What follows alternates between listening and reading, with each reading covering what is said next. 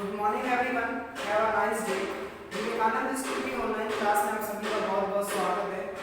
हम बात कर रहे हैं क्लास 7 की और हमारा सब्जेक्ट है विज्ञान। चैप्टर नंबर 8 के बारे में हम बात करेंगे, पवन, चक्रवात और तूफान। जैसा कि आपने अक्सर पवन के बारे में सुना होगा, चक्रवात के बारे में कई बार सुना होगा या नहीं सुना होगा, और तूफान के बारे में तो आप अक्सर सुनते ही रहते हैं। तो पवन, चक्रवात और तूफान क्या होते हैं, उस चीज को आपको समझना बेहतर तरीके से पड़ेगा। उड़ीसा की तट को 18 अक्टूबर 1999 में एक चक्रवात ने पार किया। उड़ीसा के अंदर एक चक्रवात आया 18 अक्टूबर 1999 में। उस चक्रवात का वेग जो था वो 200 किलोमीटर प्रति था। 200 किलोमीटर प्रति घंटे की रफ्तार से वो चक्रवात आया और उस चक्रवात ने करीब 4500 घरों को नष्ट कर दिया और 45,000 घरों को नष्ट कर दिया और करीब 7 लाख लोग बेघर हो गए। बेघर हो गए केवल ओनली फॉर चक्रवात के कारण। उसके बाद अपन बात करें कि उसी वर्ष 29 अक्टूबर को 260 किलोमीटर प्रति घंटे की रफ्तार से एक चक्रवात और आया, जिसमें काफी लोगों का बहुत ज्यादा नुकसान हुआ। यह नुकसान जो था, इस चक्रवात के अंदर ऊंची ऊंची समुद्री लहरें भी तट से टकराई। ऊंची ऊंची समुद्री लहरें तट से टकराई और टकराने के बाद में करोड़ों रुपए की संपत्ति का नुकसान हुआ। लोगों की नष्ट हो गई, कई लोग बेघर हो गए, कई लोग रहने के लिए कुछ नहीं था और खाने के लिए कुछ भी नहीं था। तो उड़ीसा में इस तरीके की हालत हुई। तो ये जो हालत हुई, चक्रवात आया और चक्रवात आने से करोड़ों रुपए की संपत्ति नष्ट हो गई। ये नष्ट क्या हुआ, क्या ऐसा क्या कारण था कि चक्रवात आया, समझिए। सबसे पहले अपन बात करेंगे आज चक्रवात के बारे में। पवन की बात करें, पवन होती है क्या, हवा। हवा को ही क्या बोला जाता है, पवन।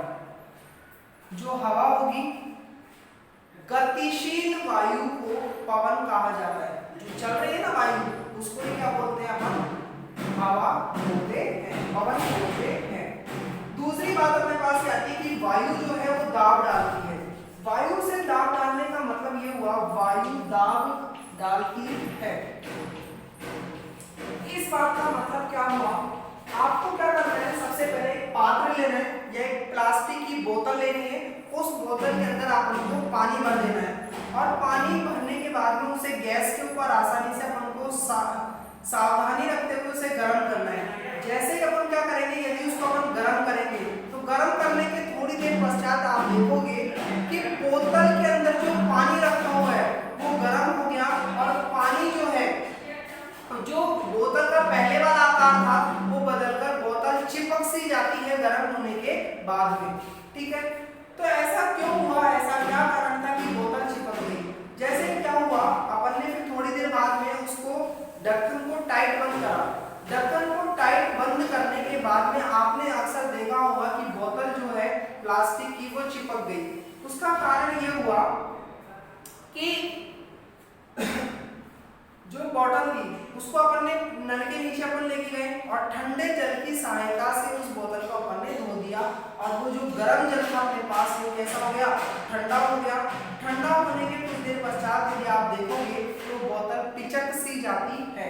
ऐसा क्यों हुआ, उसका कारण ये हुआ कि वायु जो थी वो जो जल था हमने बाहर से डाला था वो अंदर जाकर के क्या हो गया, संघनित हो गया और संघनित होने के कारण जो है उसका दाब था, जो बोतल के अंदर दाब था पानी का वो तो क्या था, कम, और जो बाहर का दाब था वो क्या था, ज्यादा।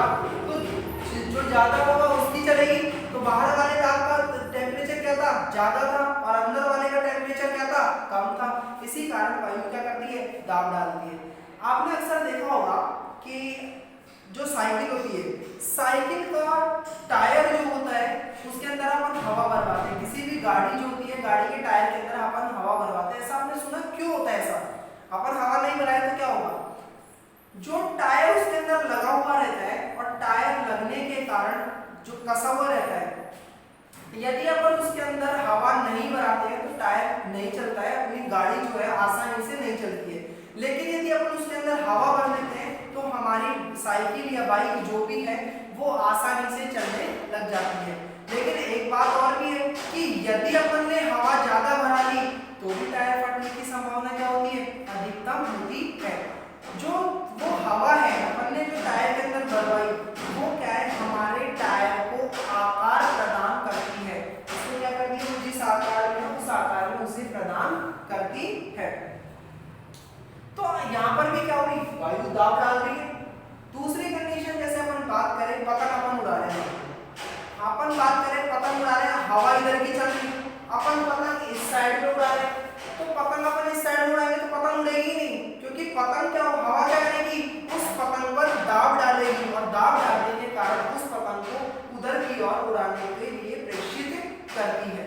जैसे अपन बात करें, अपन भाग रहे हैं, सब कुछ करो, अपन भाग रहे हैं इस साइड में और हवा चल रही है पीछे की ओर, ठीक है, तो अपन को क्या करना पड़ेगा, अधिकतम बल लगाना पड़ेगा और अधिकतम बल लगाने के कारण ही अपन उस दिशा में विस्थापित होंगे हवा के विपरीत, ठीक है। तीसरी बात अपन करें, जैसे कि आपने अक्सर देखा होगा नौका, नौका को बोलते हैं नाव।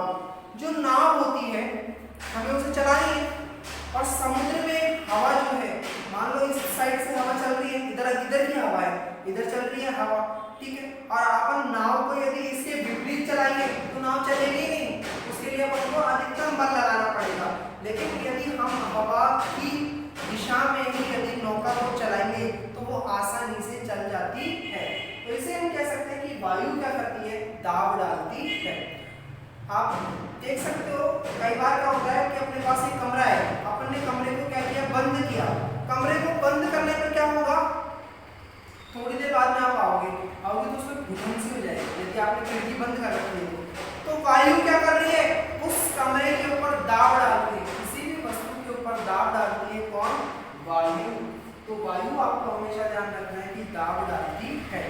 जैसे आप मान लो आप गाड़ी चलाते हो, गाड़ी चला रहे हो आप आराम से, ठीक, गाड़ी में बैठे हुए आप गाड़ी चला रहे हो तो आपको हवा बहुत काफी तेज आती हुई प्रतीत होती है, ठीक है, दिखती तो नहीं है वैसे हवा, लेकिन प्रतीत होती है, आभास होता है जो हवा आ रही है। अपन इधर चल रहे हैं, हवा बहुत तेज चलेगी तो अपन को पीछे की ओर हवा धकेलती है। तो हम कह सकते हैं कि वायु जो है वो क्या करती है, दाब डालती है, ठीक है। अब अपना नेक्स्ट टॉपिक था कि पवन का वेग बढ़ने पर वायु का पर क्या प्रभाव पड़ता है, ठीक है। जैसे जैसे पवन का वेग बढ़ेगा तो पवन का वेग बढ़ने पर वायु दाब क्या हो जाता है, घट जाता है। दाब घट रहा है जब हवा का वेग क्या हो रहा है, बढ़ रहा है। यदि हवा का वेग कम है तो दाब क्या होगा, बढ़ेगा। वापस सुनो, पवन जो है, पवन मानी क्या होती है, हवा, ठीक है, हवा का वेग यदि बढ़ रहा है, हवा का वेग क्या हो रहा है, बढ़ रहा है, तो दाब क्या होगा, घटेगा, ठीक है। यदि हवा कम चल रही है, हवा कम चलने से मतलब है हवा का जो वेग है वो कम है तो दाब का मान क्या हो जाएगा, बढ़ जाएगा। ये दोनों एक दूसरे के विपरीत अवस्था में होते हैं, ठीक है। इसे अपन क्या बोलते हैं, चक्रवात या तूफान कह सकते हैं। आपने अक्सर देखा होगा कि तूफान आ जाता है कई बार, पेड़, गाड़ियां, बहुत सारी बात कर सकते हैं अपन, या अपनी मान लो छत पर कोई वस्तु रखी हुई है तो वो वस्तु उड़ने लग जाती है, क्यों, क्योंकि हवा क्या करती है, उस पर दाब डालती है, उस वस्तु को आगे की ओर धकेलती है। तो हम कह सकते हैं कि वायु क्या करती है, वस्तु पर दाब डालती है, या हम कह सकते हैं वायु जो है किसी भी वस्तु पर दाब डाल सकती है, ठीक है। अब अपन कल बात करेंगे, आज अपन ने चक्रवात के बारे में बात करेंगे। जो चक्रवात है उसके अंदर क्या होता है, जैसा कि मैंने आपको बताया, उड़ीसा में 18 अक्टूबर 1999 में चक्रवात आया जिसमें कि 45,000 घर लगभग बेघर हो गए, ठीक है, सॉरी घर नष्ट हो गए और करीब 7 लाख लोग बेघर हो गए, उनके पास खाने के लिए सुविधा नहीं थी। और उसी साल उड़ीसा में 29 अक्टूबर 1999 को एक चक्रवात आया, एक तूफान आया जिसके अंदर 1999 में आया